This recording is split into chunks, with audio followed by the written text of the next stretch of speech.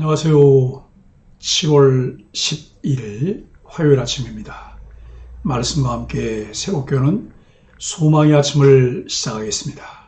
테일 라이언은 부모가 자녀를 살피듯 사랑으로 보살피는 주님의 돌보심은 우리가 어디에 있든 끊어지지 않는다라고 이야기합니다. 창세기 31장 1절로 16절까지 말씀을 본문으로 하여 하나님의 시간에 따르는 가족의 결단이라고 하는 주제로 함께 은혜를 나누기를 원합니다. 라반과 그의 아들들은 야곱이 번창하는 것을 싫어합니다. 그들은 야곱의 재산이 늘어나자 자신들의 재산을 빼돌린 것이라며 수군거립니다. 오늘날에도 이 다툼은 친족 간에 등을 돌리는 원인이 되곤 합니다. 사람은 실패로 인한 외로움뿐만 아니라 성공으로 인한 외로움도 경험합니다. 외로움은 늘 우리 마음의 빈자리를 호시탐탐 노립니다. 그러나 성도의 삶에는 하나님이 계십니다. 임마누엘의 주님은 우리 인생길의 동반자이십니다. 야곱이 점점 강성해지자 라반은 야곱을 고운 시선으로 바라보지 않았습니다. 이때 하나님은 야곱에게 찾아와 내 조상의 땅, 내 족속에게로 돌아가라고 명령하십니다. 뒤이어 하나님은 내가 너와 함께 있으리라고 약속해 주십니다. 하나님의 이 약속은 미래형으로 야곱이 고향으로 돌아갈 원동력이 되었습니다. 31장의 야곱 이야기는 하나님이 나와 함께 계셨느니라는 표현이 한 번 더 나옵니다. 우리는 이것이 과거형임을 기억해야 합니다. 이 표현은 라반 밑에서 살았던 야곱의 지난 과거를 규정하고 있습니다. 20년 동안 야곱은 힘든 시간을 보냈지만 그것은 하나님이 함께해 주신 삶이었습니다. 야곱의 삶은 이 땅에서 살아가는 하나님 백성의 모습을 보여줍니다. 라반 밑에서 품꾼으로 살아가는 야곱처럼 하나님 백성은 고난 가운데 살아가지만 하나님은 그들과 함께 하십니다. 야곱은 돌아가라는 하나님의 명령을 아내들에게 설명합니다.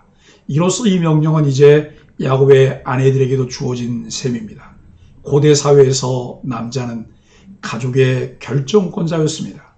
야곱은 자신의 결정을 그들에게 말하고 그 결정에 따를 것을 종용할 수 있었습니다. 하지만 야곱은 하나님의 명령을 아내들에게 설명함으로써 이전과는 다른 모습을 보입니다. 아내들이 스스로 결정할 수 있도록 돕습니다. 이러한 야곱의 모습은 가족이 신앙 공동체임을 생각하게 합니다. 이렇게 되기까지 많은 과정의 연단과 훈련 시간이 그들에게 필요했고 마침내 그들은 성숙한 모습을 갖게 되었습니다.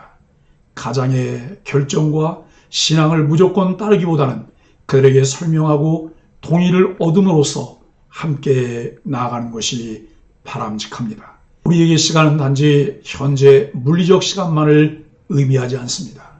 하나님이 같이 개입하셔서 결정적으로 인도하시는데 곧 하나님의 시간이 있습니다. 야곱은 바로 그런 시간을 맞아 고향으로 돌아가라는 지시를 받습니다. 1절로 3절은 상황의 변화입니다. 야곱은 하나님이 주신 지혜로 풍부한 재산을 얻었습니다. 이 일로 라반의 아들들은 의혹을 품고 야곱을 중상모략하는 말을 하고 다녔습니다. 라반의 태도도 전과 같지 않다는 것을 야곱은 알게 됩니다. 결국 야곱은 밧단 아람을 떠나지 않으면 안 될 상황에 빠집니다. 라반과 그의 아들들이 야곱을 모함한 것은 재물에 대한 욕심 때문입니다. 세상에서 하나님의 말씀대로 정직하고 성실하게 살면 오히려 시기와 질투와 모함을 받을 수 있습니다. 이런 상황에서 하나님은 야곱에게 조상의 땅으로 돌아갈 것을 명하시며 그와 함께 해주실 것을 약속하십니다. 밧단 아람에서 얻은 번영은 어디까지나 베델에서 이미 주신 약속에 근거한 것입니다. 그러기에 야곱이 가나안 땅으로 돌아가는 일은 단지 그의 희망사항이 아니라 하나님의 명령에 속한 일입니다.